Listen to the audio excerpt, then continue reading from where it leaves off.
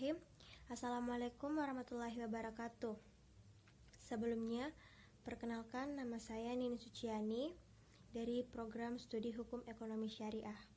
Jadi, pada kesempatan kali ini saya akan menjelaskan sedikit tentang pemahaman makna Al-Quran. Pemahaman makna Al-Quran. Meski Al-Quran merupakan firman Allah Subhanahu wa Ta'ala, namun ia diturunkan sebagai petunjuk yang bisa dipahami oleh manusia. Al-Quran berangkat dari bahasa Tuhan menuju bahasa manusia. Bentuk bahasa manusia yang dipilih Al-Quran adalah bacaan. Penuh makna yang bisa diwujudkan dalam bentuk tulisan. Cara memahami makna Al-Quran sama dengan cara yang digunakan untuk memahami sebuah teks atau tulisan. Dalam hal ini, tulisan terdiri dari beberapa kalimat. Setiap terbentuk dalam beberapa kata dan setiap kata mengandung satu atau beberapa huruf kalimat kata, dan huruf ini mengandung makna dan tujuan untuk menggalinya. Perlu merangkaikan suatu sama lain. Untuk memahami suatu ayat, perlu keterkaitan antara ayat sebelum dan sesudahnya, serta ayat-ayat lain dalam Al-Quran yang memiliki makna yang sama. Selain itu, rangkaian kalimat, kata, dan huruf dalam Al-Quran tersebut juga harus diperhatikan. Tidak hanya itu, latar belakang turunnya Al-Quran atau ayat juga tidak boleh diabaikan. Semua langkah di atas dinamakan penjelasan makna. Definisi penjelasan makna adalah ilmu yang membahas cara komunikasi Al-Quran dan petunjuk dari kata atau kalimat atau susunannya yang mengandung makna dan hukum sasaran. Penelusuran makna adalah pemahaman yang sulit dan mudah disalahartikan, karenanya penelusuran makna membutuhkan penelitian yang mendalam. Penelusuran makna diperlukan untuk menentukan pengertian atau maksud yang mudah dipahami dari beberapa pengertian yang semula sulit yang dipahami. Dalam penelusurannya, akal berperan aktif dalam menggali hakikat makna. Boleh jadi pemahaman suatu ayat dari susunan kalimat yang tampak akan sulit diterima akal. Karenanya ayat ini membutuhkan penelusuran makna sehingga ditemukan pemahaman yang jelas. Selain itu, terjemahan Al-Quran juga bukan Al-Quran, sehingga membaca terjemahannya tidak sama dengan membaca Al-Quran. Namun demikian, terjemahan bermaksud makna harus memahami persyaratan sebagai berikut.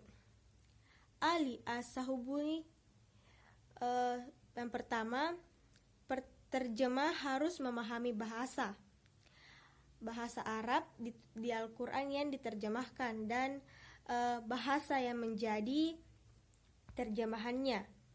Terus yang kedua, penterjemah juga mengerti gaya bahasa dan karakteristik bahasa Arab dan bahasa terjemahannya. Terus yang ketiga, bentuk terjemahan harus benar sehingga ia bisa menggantikan tempatnya bahasa yang asli. Dan yang keempat yaitu hasil terjemahan harus memenuhi semua maksud makna dari bahasa asli secara sempurna. metode-metode penjelasan makna Al-Quran.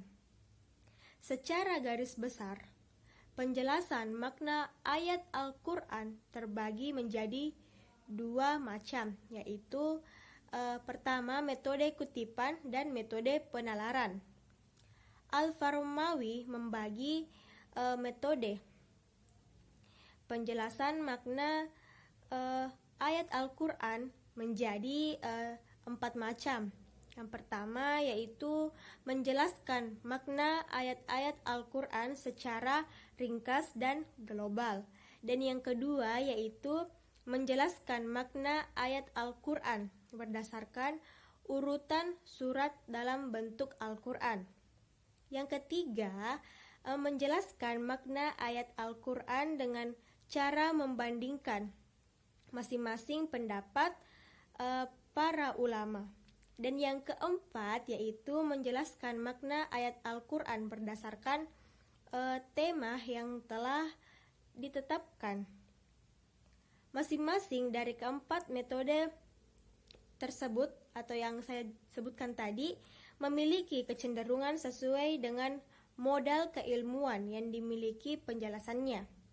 Di samping itu, kedudukan sosial penjelas keadaan masyarakat yang mengintari penjelas, aliran keagamaan penjelas, serta kepentingan penjelas juga ikut mewarnai penjelasannya mengenai makna ayat Al-Quran. Menjelaskan makna ayat Al-Quran tidak terlepas dari kekeliruan. Faktor-faktor yang menyebabkan kekeliruan tersebut antara lain adalah yang pertama yaitu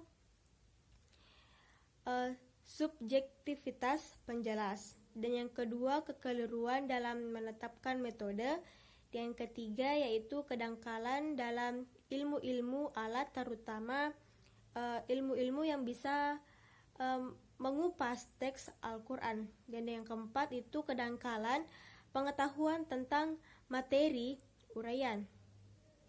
Yang kelima yaitu tidak memperhatikan hubungan antara ayat, latar belakang turunannya ayat, maupun kondisi masyarakat. Dan yang keenam, tidak memperhatikan siapa pembicara dan terhadap siapa pembicaraan yang ditujukan. Penjelasan makna ayat Al-Quran bisa berubah. Setidaknya ada 3 alasan yang mendasarkan perubahan penjelasan tersebut, yaitu perubahan sosial, perkembangan ilmu, pengetahuan, dan perkembangan bahasa. Mungkin cukup sekian dari penjelasan tentang pemahaman makna Al-Quran dari saya. Sekian dari saya, kurang lebihnya mohon dimaafkan. Wabillahi taufiq wal hidayah wal inayah. Assalamualaikum warahmatullahi wabarakatuh.